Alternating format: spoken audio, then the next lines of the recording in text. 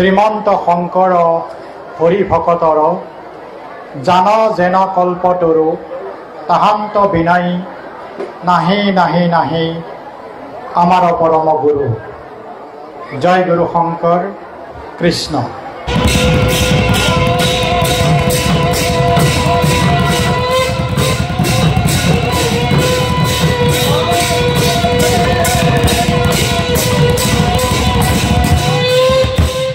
কৰ্মৰ ক্ষেত্ৰত সদায় এটা কথা কৈছিলে যিটো মোৰ সদায় অন্তৰত চুই যায়।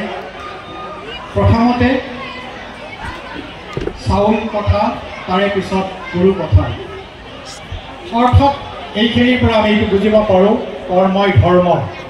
আৰু সেইবাবেই আমাৰ গীতাৰ ৬ষ্ঠ অধ্যায়ত কোৱা হৈছিল, জ্ঞানী বা অজ্ঞানী যত আশয় সংসাৰে বিনা কৰ্মে ক্ষণমাত্ৰ থাকিতে নপাৰে।